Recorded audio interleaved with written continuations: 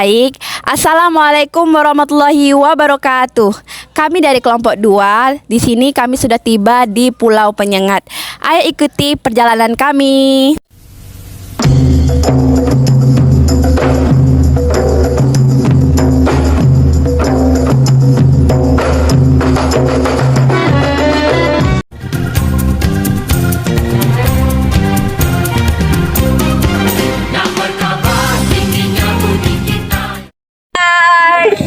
Baiklah, kami dari kelompok 2 akan mewawancarai produk UMKM dari Pulau Penyengat, yaitu otak-otak. Mari ikuti kami. Deratap maligai padi payung teduhnya, bila budi melingkar anak asuhan. Adat yang lama berbudi berbahasa, akar kehidupannya. Yang kulit kuning, yang merah saga, baik budi indahlah bahasa. Oh, pantun lama tinggi hiasannya, berpantun seloka. Baik, sekarang kita udah di tempat UMKM-nya nih. Nah, kita akan wawancara produk otak-otak dengan Ibu siapa ya? Ibu Ningning. Mendapatkan ide untuk menjalankan otak-otak ini dari mana ya, Bu? Dari orang tua. Untuk mengelola usaha ini, Ibu ada partner membantu dalam menjualkan atau Ibu sendiri nih? Kalau reseller banyak. Produknya itu otak-otak jenis apa aja ya, Bu? Ada bakar, ada frozen, ada stick, sama keripik. Bahan apa saja yang digunakan Ibu pas pembuatan otak-otak itu? Ikan. Oh ya. Selain itu, Bumbu. Bumbu dapur. berapa lama sih Bu waktu membuat otak-otak ini? Apa ngolah ini ya? Iya, yang ngolahnya mentahnya. jadi. Yang mentahnya 1 jam. Kalau yang matangnya sebentar aja. Berapa harga produk yang Ibu jual? 1.500 sampai 3.000. Apakah Ibu melakukan promosi untuk memasarkan usaha Ibu ini? Pasti. Melalui apa ini, Bu? IG, WA, FB, Sama Ibu berjualan ini, apakah ada hambatan? ada pembeli aja.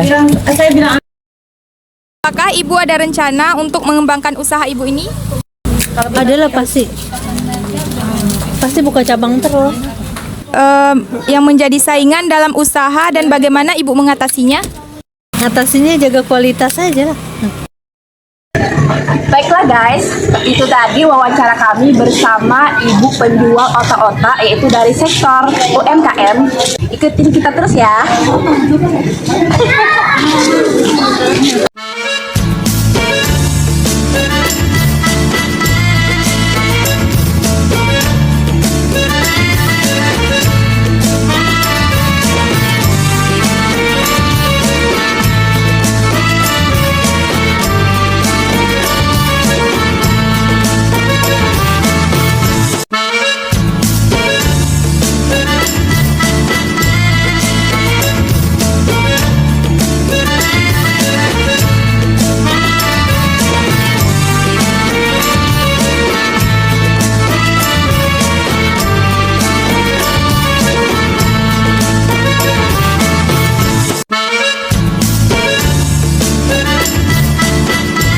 Selamat datang ke Pulau Penyengat, yang mana Anda semua ini berada di Mesir Raya Sultan Riau Pulau Penyengat. Adapun yang Anda ingin ketahui atau Anda tanyakan, silakan. Siapa? Nama saya Raja Haidir. Ceritain sedikit tentang sejarah Masjid Penyengat ini. Masjid menurut sejarahnya terbuat dari putih telur, pasir, kapur, dan tanah liat. Kemudian dibangun pada tahun 1832 oleh Sultan Abdul Rahman yang di Pertuan Muda ke-7 kalau nggak salah saya. Jadi arsiteknya ini dari India. Jadi dari India dibangun, pakai semen lah, pakai putih telur kan, pasir, kapur, dan tanah liat. Kan itu di tengah Mesir kan ada Al-Quran Pak, ini kan. Nah itu kan nggak boleh foto, kenapa Pak? Sebenarnya kalau masalah foto memoto ini tergantung situasi dan kondisi. Soalnya kadang-kadang jemaah ramai jadi rese katanya. Sebenarnya itu dari jemaah sendiri, bukan dari kita. Jadi, untuk mengantisipasi daripada ramai pengunjung ya kan. Jadi jangan foto di dalam foto. Nah, gitu. Kalau di luar ini di teras boleh. Kemudian daripada itu kita kembali kepada masjid penyengat. Masjid penyengat ini terdiri dari 13 kubah. Itu menunjukkan daripada jumlah 13 ini rukun 13. Kemudian ditambah tiang 4, yang menara 4, jadi 17 merupakan rakaat. Jadi awak tak tahu.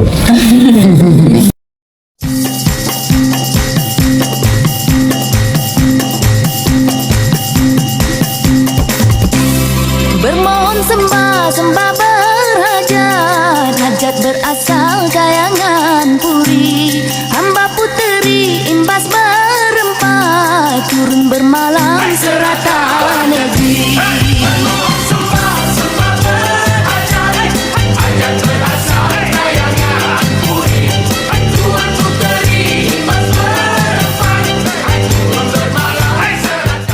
Baik, di sini kami bersama resepsionis dari penginapan Sultan di Pulau Penyengat. Baik, dengan kakak siapa? Dengan Raja Asia Febriani. Kapan sih dibangunnya penginapan Sultan di Pulau Penyengat ini? Oke, baik, itu sekiranya tahun 2016 ya, kurang lebih kayaknya. Alasan apa dibangun penginapan Sultan ini dan kenapa diberikan nama tersebut? Alasannya karena pengunjung itu lebih banyak ingin menginap di Pulau Penyengat, karena kan jarang nih orang-orang datang ke Penyengat untuk menginap. Terus kan kayak ada kepikiran mereka pengen deh ngerasain malam di Penyengat itu gimana sih gitu. Jadi makanya dibangunlah penginapan ini gitu. Terus namanya itu diambil dari nama masjid itu sendiri gitu, penginapan Sultan. Si pemilik dari penginapan Sultan? Yang tadi saya juga bilang penginapan itu dibuat oleh Masjid Raya Sultan Riau Penyengat, jadi itu hak milik masjid itu sendiri. Apa harga per kamar untuk di penginapan Sultan? Harganya itu berbeda-beda ya, setiap kamar ada yang VIP, ada yang standar AC, ada yang standar kipas angin. Kalau yang VIP itu sekitaran 300.000, kalau yang standar AC 2,5, kalau yang kipas angin itu 150. Oke. Kemudian fasilitas apa aja sih yang didapatkan di penginapan Sultan ini? Nah, fasilitasnya itu kayak kalau VIP itu lebih luas saja ruangannya. Terus kamar mandi dalam, ada TV, kita ada sediain WiFi juga di sana. Terus yang penting itu adalah AC gitu. Itu sih. Apa sih jumlah pengunjung per minggu dan ramainya itu di hari apa? Kalau per minggu itu sekiraan berapa ya? Sekitar ada 10 orang mungkin ya yang menginap. Terus kalau misalnya rame itu sekitaran kayak hari-hari besar gitu. Hari-hari besar kalau ada libur-liburan panjang gitu baru ada rame gitu. Lebaran. Berarti ini turisnya itu dari turis lokal aja atau ada turis asing juga? Beragam ya, dari turis asing ada, dari kita juga ada gitu. Paling jauh ya Malaysia lah. Untuk pendapatan dari penginapan ini per bulannya sekiranya berapa? Kisarannya itu kalau misalnya ada yang long stay sekitaran 4 juta sampai 11 juta. Kalau misalnya nggak ada long stay ya paling 1 jutaan lah gitu per bulan. Pengeluarannya itu kira-kira berapa? Beban pengeluaran tergantung juga sama pengeluaran listrik dan segala macam, itu sekiranya 3 juta lebih lah per bulan. Ya. Baik, itu saja tadi hasil wawancara kami dengan resepsionis dari penginapan Sultan. Halo guys, kan tadi kami udah wawancara nih dari sektor makanan. Sekarang kami mau wawancara dari sektor pernak-pernik atau oleh-oleh dari khas Penyengat, Pulau Penyengat. Yuk ikutin terus.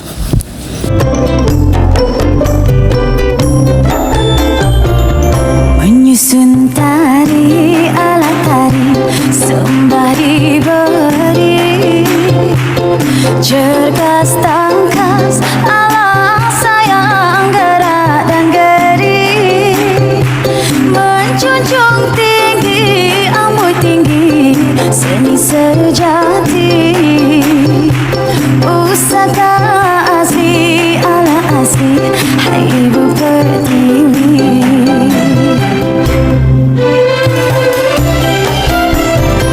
Ibu siapa namanya? Ibu Tumina. Bagaimana Ibu mendapatkan ide untuk menjalankan usaha ini, Bu? Ide ibu itulah mau pinjaman dari UKM juga, ibu pinjaman bank juga. Untuk pribadi sendiri itu pinjaman dari bank lah ibu membuka usaha ini. Terus Bu, siapa saja yang mengelola usaha ini? Ya, buat kerajinan ini ibu buat kerajinan sendiri dari kapal, seperti kerang-kerang, bunga-bunga itu kerajinan sendiri. Yang digunakan dalam produk-produk ibu tuh biasanya menggunakan bahan apa aja nih? Gonggong, kilah, yang ada tengok ini kan, seperti kilah, ini asbak rokok, itu bahannya. Tapi kalau yang lainnya tuh yang untuk buat kapal tuh seperti buat kita buat bapaknya bambu. Apa memilih di lokasi seperti ini sih Bu gitu? Ibu memilih lokasi seperti ini soalnya sini kan di makam. Ibu mandikan pertama ibu manukan bunga rampai nak. Soalnya orang sejarah mau ziarah ke sini mau anukan mereka bawa bunga rampai. Jadi pertamanya ibu membuat jual di sini tuh bunga rampai. Jadi yang lain-lainnya tuh selingan. Harga dari bunga rampai atau produk semuanya itu berapa ya Bu? Rampainya satu keranjang itu yang besar 30.000, kalau yang kecil 15.000. Tapi orang mau beli 10.000 pun boleh. Nah, tadi itu kan bunga rampai Bu harganya. Nah, kalau untuk gelang-gelang dan kayak perahu-perahu itu berapa kisaran harganya? Ibu gelang-gelangan itu 25.000. Kalau cincin-cincin gini 15. Kalau target kapal-kapal gini itu 130.000. Untuk produk Ibu ini, Ibu ada masarnya tuh di mana aja? Ibu pasaran ibu nggak ada, cuma di sini aja. Oh, berarti nggak ada promosi gitu di luar? Nggak ada. Berarti Ibu konvensional dari Ibu Iya. aja. Selama Ibu bikin usaha ini, apa aja sih hambatan yang Ibu alamin? Kan tapi sepi, itu hambatannya. Jadi Ada rencana nggak buat ngembangin usahanya? ada nak, ibu dapat ibu mau mengembangkan lagi lah usaha ibu ini, barakan masih kecil lah nak. Jadi ibu baru penengahan, ibu nggak dapat apa yang ada yang maksudnya ibu mau manukan lengkapin untuk manukan segala apa yang dibutuhkan wisata. Baik, itu wawancara kami sektor UMKM di bidang souvenir.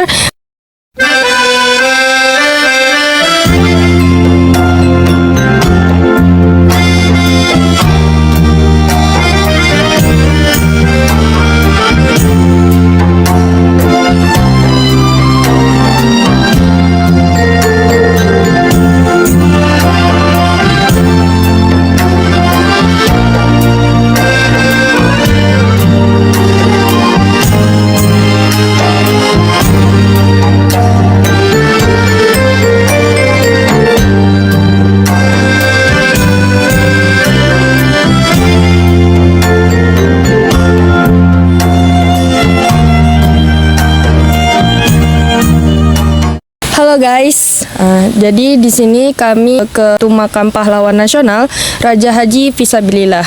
Siapa? Pak Fendi ya. Oke. Nah, Bapak di sini sebagai apa sih Pak bekerja? Itu kan pengganti jupil lah. Oh, pengganti ya. Berapa lama sih Pak jaga makam ini? Kalau yang adik sudah lama, mungkin mau baru 12 tahun ada. Kita ini hanya sementara aja, mau 4 hari saya jaga sini. Nah, berarti Pak pengunjung yang ziarah ramainya tuh di hari apa aja gitu? Jumat, Sabtu, Minggu ya ramai. Weekend itu ya Pak? Kadang tuh bulan arwah ramai juga. Selanjutnya kita akan ke destinasi berikutnya yaitu Rumah Adat Pulau Penyengat. Ikuti kami.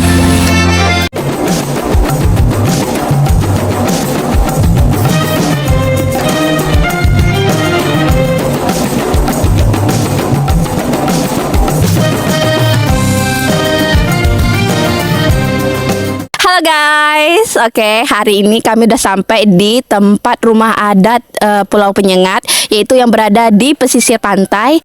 Kita langsung saja wawancara dengan penjaga dari rumah adat ini. Let's go.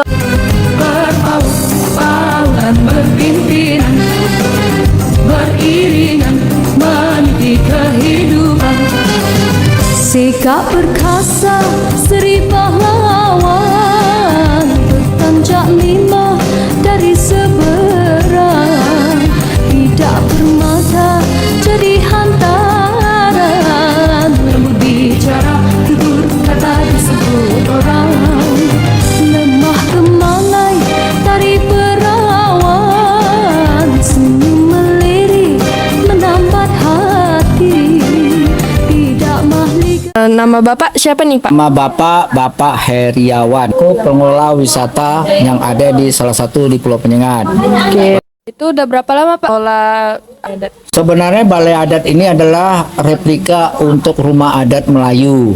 Dibangun pada tahun 1982 dan diresmikan pada tahun 1985. Gunanya untuk supaya wisatawan atau pengunjung tahu rumah adat Melayu. Ya, rumah adat Melayu ini dibuat untuk para pengunjung tadi mengetahui rumah adat Melayu yang gimana sih rumah adat Melayu itu. Pengunjung nih, Pak, biasanya ramai itu di hari apa ya? Dan kira-kira berapa jumlahnya? Nggak mesti, kadang-kadang pas hari weekend rame, pas hari weekday-nya rame. Kalau hari Senin sampai hari Kamis itu Bapak tidak bisa prediksikan, kadang-kadang rame, kadang-kadang tidak. Tapi kalau pengunjung ke Balai Adat ini rata-rata mungkin kalau untuk setiap seminggunya atau sebulannya lebih kurang sekitar 100 sampai 200 orang lah gitu. Itu campur-campur ya, ada wisatawan asing, ada wisatawan mancanegara, ada wisatawan lokal dan sebagainya ya. Kalau untuk yang baju-baju adat itu bayar atau enggak? Kalau baju adat ini bayar, satu orang 25.000. Ya. Kita untuk melestarikan adat kebudayaan Melayu sendiri. Jadi wisatawan tahu bagaimana sih baju adat Melayu itu sendiri ya. Seperti itu. Oke guys, itu saja tadi wawancara kami bersama Bapak penjaga dari Rumah Adat Pulau Penyengat. Baiklah, kita lanjut lagi di sesi untuk sektor nelayan. Oke guys, dah.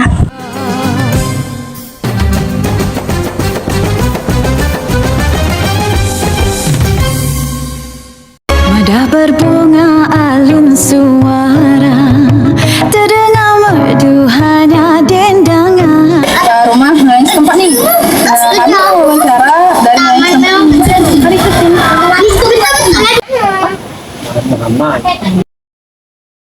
Bapak ngelotnya tuh dalam seminggu itu bisa berapa kali? Cuaca lah, cuaca bagus malam.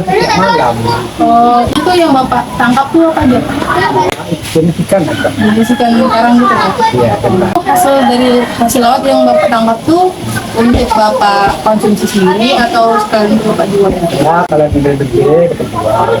Bapak menjual hasil itu Pak, laut itu biasanya Bapak dapatnya berapa kan? Biasanya Bapak 100 sampai 50 sampai 100 ribu sampai? Nggak sampai 50 ribuan. 35.000 lah ikan itu. Kalau dalam Bapak melaut nih, kan kalau sekarang kan kayak BBM naik, hambatan Bapak tuh apa aja? Ini persatuan kita di nelayan ini, kita bisa beli sembarang tempat. Madah berbunga alun suara, terdengar merdu hanya dendangan. Wajah yang indah ditatap saja, hati yang satu digadai jangan. Wajah yang indah ditatap saja, hati yang satu digadai jangan. Jangan tergoda bintang di awan, kalau terbitnya di siang hari. Jangan tergoda bintang di awan, kalau terbitnya di siang hari. Jinak merpati makan di tangan, jangan dikurung di sangkar hati. Jinak merpati makan di tangan, jangan dikurung di sangkar hati. Madah berbunga alun suara, terdengar merdu hanya dendangan. Madah berbunga alun suara, terdengar merdu hanya dendangan. Wajah yang indah ditatap saja, hati yang satu digadai jangan. Wajah yang indah ditatap saja, hati yang satu